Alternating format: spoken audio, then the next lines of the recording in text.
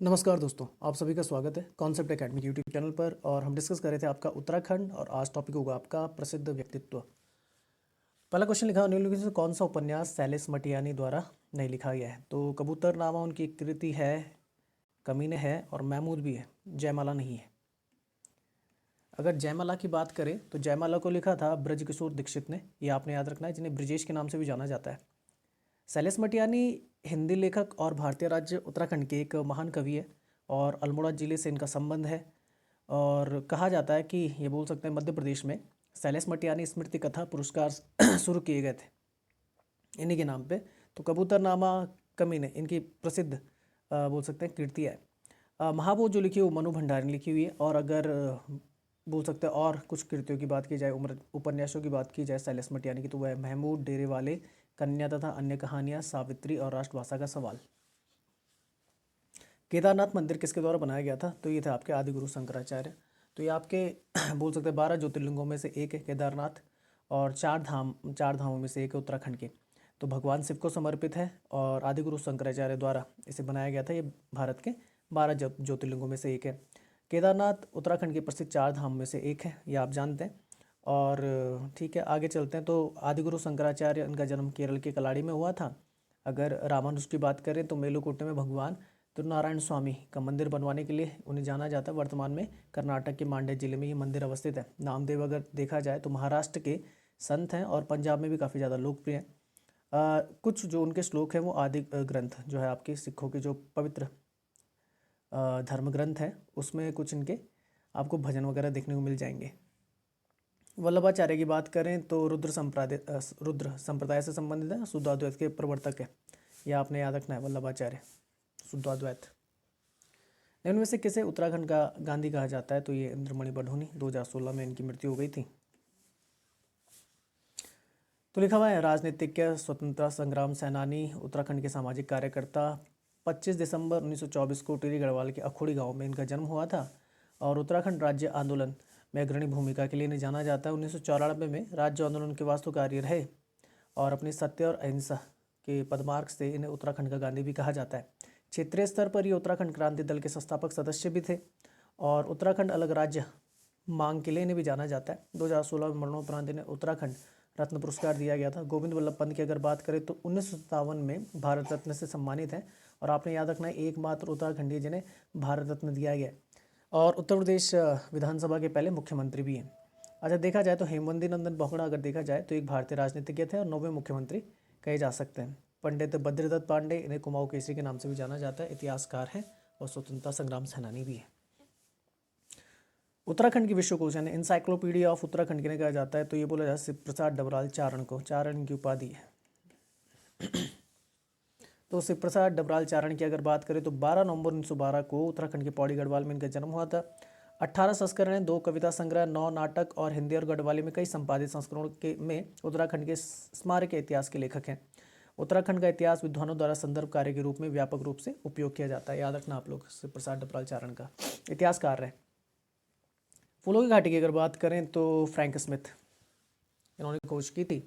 तो फूलों की जो घाटी है उसका बोल सकते हैं जो खोज का जो श्रेय जाता है वो जाता है आपका फ्रैंक स्मिथ को। उनके साथ हॉल्सबर्ग थे, और एक थे आपके सिफ्टन। 1931 की ये बात है। 1938 में स्मिथ ने the valley of the flower नाम की एक किताब लिखी थी। और अगर वैली ऑफ द फ्लावर की अगर बात करें तो 3658 मीटर की ऊंचाई पर जो भुंडर घाटी है वहाँ पर आपको देखने को मिलेगा चमोली में। Valley of the flower national park Nanda Devi biosphere reserve का दूसरा मुख्य क्षेत्र है, और दोनों को क्या है, ये यूनेस्को वर्ल्ड हेरिटेज साइट है। ठीक है ना। नंदा देवी को मिला था 1988 में, और फूलों की घाटी को मिला था 2005 में। यूनेस्को वर्ल्ड हेरिटेज साइट में इन्हें शामिल किया गया था।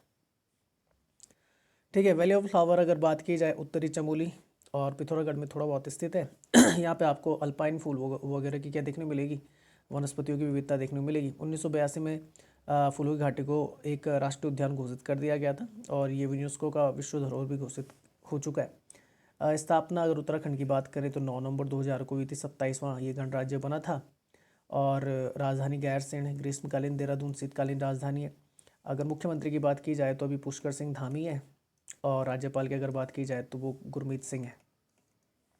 बाकी राज्य पशु अल्पाइन कस्तूरी मृग, राज्य पक्षी हिमालयन मोनाल, राज्य बोल सकते हैं बुरहास, बुरांस, और राज्य पुष्प ब्रह्म कमल, और फूलों की घाटी का है उत्तराखंड चमोली में। उत्तराखंड से 2021 में पद्मश्री से किसे सम्मानित किया गया था? ये थे आपके प्रेमचंद्र शर्मा। तो प्रेमचंद्र शर्मा को कृषि में नवाचार के लिए इन्हें मिला है, यानी कि टेक्नोलॉजी के लिए मिला है। वह उच्च गुणवत्ता वाले फल, सब्जियां और अनाज को व्यवस्थित रूप से बढ़ाकर खेती में विविधता लाने पर ध्यान केंद्रित कर रही है, आपने याद रखना है। और ये आपने याद रखना है कि पद्मश्री की अगर बात की जाए तो चौथा सबसे बड़ा नागरिक पुरस्कार है। 1954 में पद्म पुरस्कारों की जब शुरुआत हुई थी तो ये चौथा सबसे बड़ा है। सबसे बड़ा जो होता है आपका भारत रत्न है, उसके बाद पद्म विभूषण, फिर आपका भूषण, फिर पद्मश्री है। नरेंद्र सिंह नेगी की अगर बात करें तो एक प्रसिद्ध लोक गायक और संगीतकार हैं उत्तराखंड के, गढ़ रत्न से के नाम से नहीं जाना जाता है। अनिल बलूनी की बात करें तो भारतीय राजनीतिज्ञ और भारतीय जनता पार्टी से संबंधित है और उत्तराखंड से राज्यसभा के सदस्य हैं। प्रीतम भरतवाड़ की बात करें तो एक और प्रसिद्ध लोक गायक है भारत के, और इन्हें भी 2019 में पद्मश्री से सम्मानित किया जा चुका है। तो ये तीन आपको देखने में मिलेंगे, ये पद्म विभूषण, ये भूषण, ये पद्मश्री। अच्छा, 2022 की अगर बात की जाए तो 2022 में 4 पद्म विभूषण, 17 पद्म भूषण और 107 पद्मश्री अवार्ड दिए गए थे, टोटल मिला के 128, जिनमें से 34 आपकी महिलाएं, 10 अवार्डी जो है वो कैटेगरी में आते हैं, जैसे फॉरनर हो गए, NRI, PIO, OCI में आ जाते हैं, और 13 को मरणोपरांत अवार्ड दिया गया था। अगर पद्म विभूषण की बात की जाए तो सबसे पहले आती है आपकी प्रभा अत्रे, ये आर्ट से रिलेटेड है और महाराष्ट्र से आती हैं। दूसरा आता है आपके राधे श्याम खेमका, ये लिटरेचर और एजुकेशन से रिलेटेड, पॉस्टमसली इन्हें मिला है, मरणोपरांत यूपी से आते हैं। जनरल बिपिन रावत की बात करें तो ये भी पॉस्टमसली सिविल सर्विसेज से रिलेटेड है, आर्मी नहीं लिखा जाता है, सिविल सर्वेंट ही लिखा जाता है, ये उत्तराखंड से आते हैं, इन्हें भी पॉस्टमसली मिला है। और श्री कल्याण सिंह पॉस्टमसली इन्हें मिला है, पब्लिक अफेयर्स, ये आपके उत्तर प्रदेश के CM रहे हैं जब आपका बाबरी मस्जिद ढाई गई थी उत्तर प्रदेश। पद्म भूषणों की बात करें तो उसमें गुलाम नबी आज़ाद, विक्टर बनर्जी, गुरमीत बाबा पॉस्टमसली आपके आते, एक बुद्धदेव भट्टाचार्य, नटराजन चंद्रशेखरन, कृष्णा एल्ला, ये कृष्णा एल्ला आपके बोल सकते हैं किससे रिलेटेड है, ये वैक्सीनेशन से रिलेटेड है। मैं आपको बता दूं तो जो आपकी भारत बायोटेक हो गई एक, और एक दूसरी है, मेरे दिमाग से हट रही है, आई थिंक भारत बायोटेक की ही है, सुचित्रा एल आती हैं, इन दोनों को मिला है ट्रेड एंड इंडस्ट्री में। जो आपकी साइड से कौन सी थी यार, कोवैक्सिन थी, वो इन्हीं के द्वारा बनाई गई है, ठीक है ना। कोविशील्ड हो गई एक, और कोवैक्सिन भारत बायोटेक, और हाँ भारत बायोटेक ही है। अच्छा, मधुर जाफरी, देवेंद्र झाझरिया, राशिद खान, राजीव महर्षि, सत्या नाडेला, इनको मिला है। सुंदर पिच्चाई, साइरस पूनावाला, ये साइरस पूनावाला, ये आप देखना, ठीक है ना। तो कोविशील्ड इन्होंने बनवाई थी। अच्छा, आप क्या आते हैं, संजय राजाराम, प्रतिभा रे, स्वामी सच्चिदानंद और वशिष्ठ त्रिपाठी। अच्छा, ये जो है आपके, ये वाली लाइन जो है ये पद्मश्री की है। और उत्तराखंड के पर्सपेक्टिव से आपने याद करना जरूरी है कि उत्तराखंड से 3 को मिला था 2022 में, तो माधुरी बर्तवाल आती हैं, 8 में मिला था कला में, बसंती देवी को मिला था सोशल वर्क में उत्तराखंड के, और वंदना कटारिया, ये 3 लोग हैं जो आपने याद करने। गढ़वाल का हातिम ताई किसे कहा जाता है? तो गढ़वाल का हातिम ताई कहा जाता है कुंवर सिंह नेगी को। तो कुंवर सिंह नेगी एक भारतीय ब्रेल संपादक और सामाजिक कार्यकर्ता है। उत्तराखंड की पौड़ी में जन्म हुआ था। 300 से अधिक जो किताबें ब्रेल लिपि में उन्होंने अनुवाद किया है। इनकी प्रमुख कुछ कृतियाँ जैसे भगवान बुद्ध का उपदेश और हजरत मोहम्मद की वाणी। पद्मश्री 1981 और पद्म भूषण से 1990 में सम्मानित किया गया है। तो गढ़वाल का हातिम ताई कुंवर सिंह नेगी।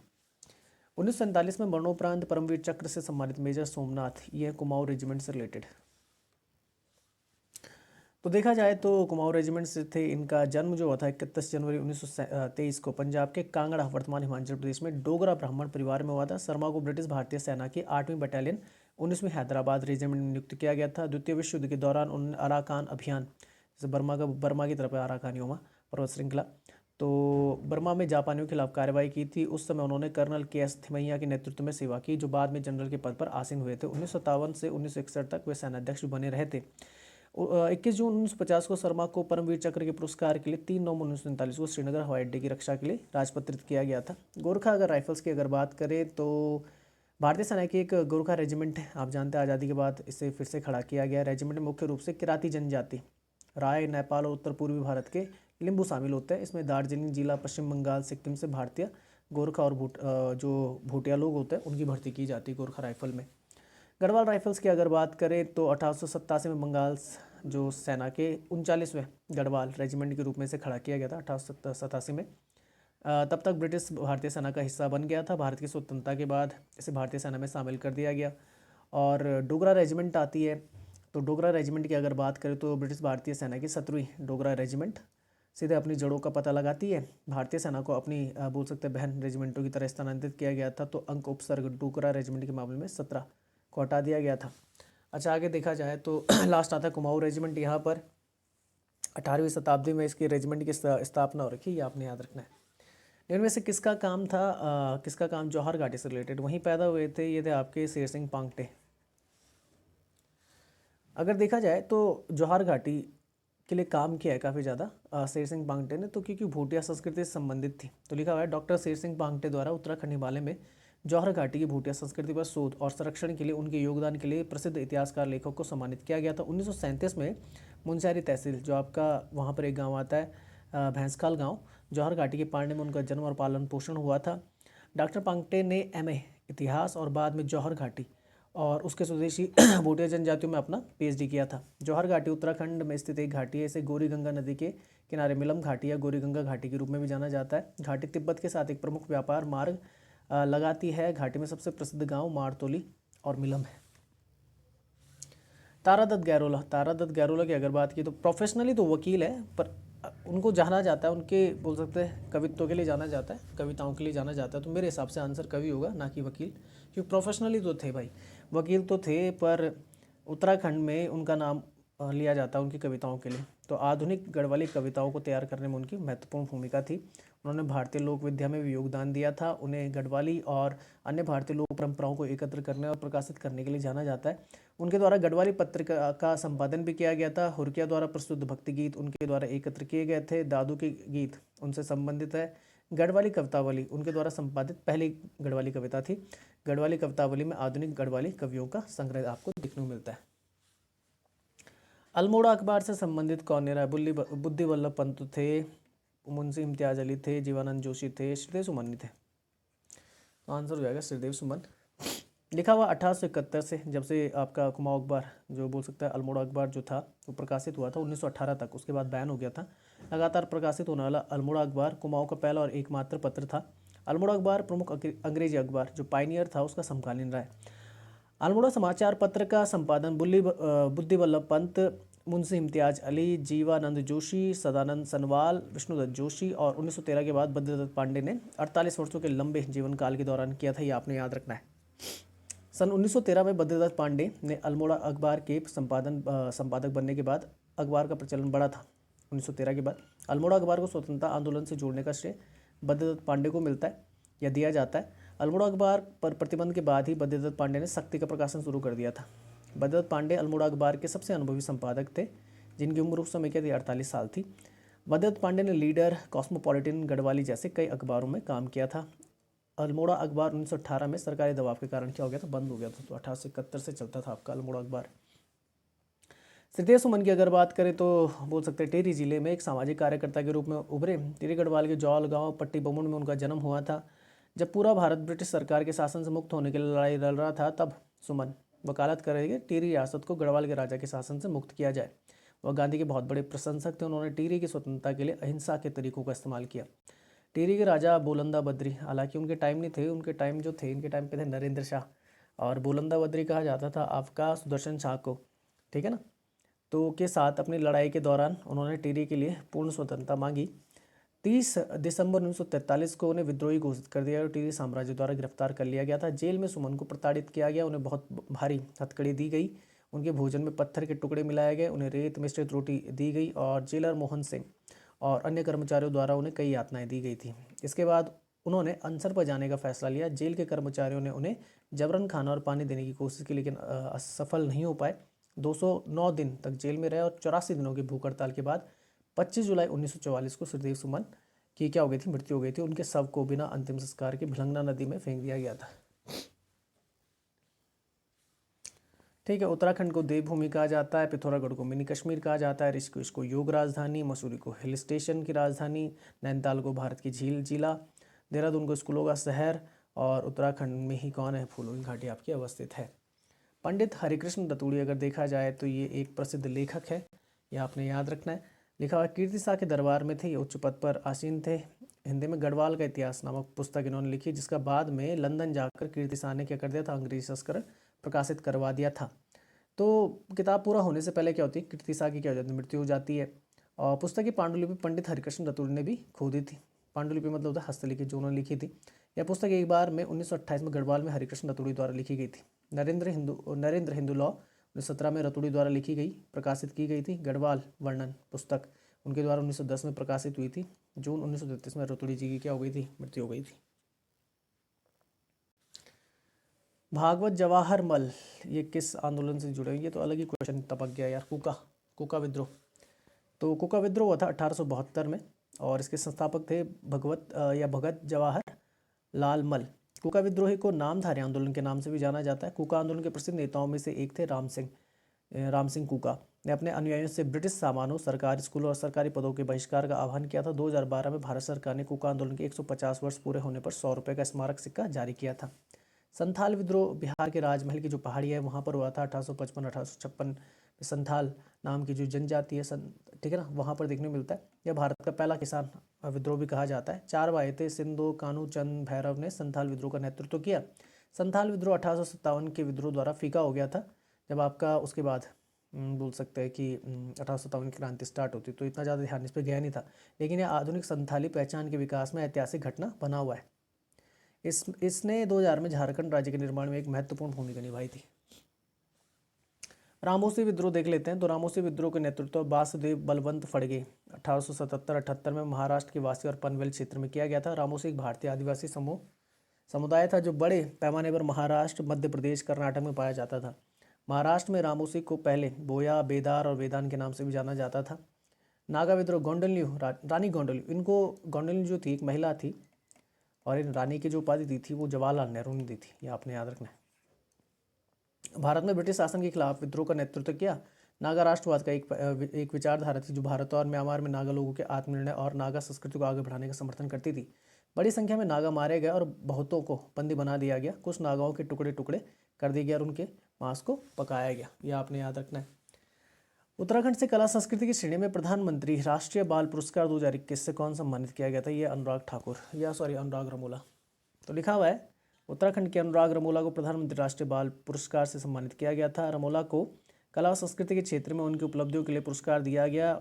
उनके अनुसार बोल सकते हैं 29 अंतर्राष्ट्रीय पुरस्कार, 38 राष्ट्रीय पुरस्कार और 70 से अधिक राज्य और जिला पुरस्कारों से सम्मानित किया गया है। उनकी कलाकृति को पिछले साल नई दिल्ली के तालकटोरा स्टेडियम में एक प्रदर्शनी में प्रदर्शित किया गया था, जहां उन्होंने प्रधानमंत्री मोदी और केंद्रीय शिक्षा मंत्री रमेश पोखरियाल निशंक जो समय थे के सामने अपनी पेंटिंग के बारे में बताया था। प्रधानमंत्री राष्ट्रीय बाल पुरस्कार प्रधानमंत्री का बच्चों के लिए राष्ट्रीय पुरस्कार, जिसे पूर्व में राष्ट्रीय बाल पुरस्कार के नाम से जाना जाता, भारत का सर्वोच्च नागरिक सम्मान है बच्चों के लिए जिनकी उम्र 18 वर्ष से कम हो।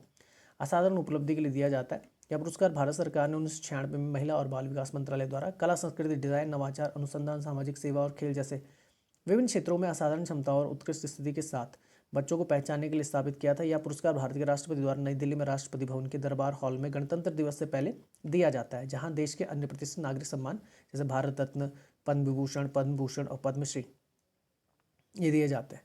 तो याद रखना है गणतंत्र दिवस से पहले, ये 25 तक हो जाएगा आपका कंप्लीट। इससे पहले बाल दिवस पर पुरस्कार प्रदान किए जाते थे, ठीक है ना। जो चाचा नेहरू का क्या होता है, आपका जन्मदिन होता है 14 नवंबर, 14 नवंबर।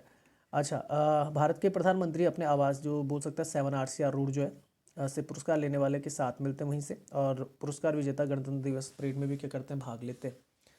चंद्रप्रभा ऐतवाल की अगर बात करें, भारतीय पर्वतारोही हैं, किस जिले से संबंधित हैं, तो इनका संबंध है पिथौरागढ़ से।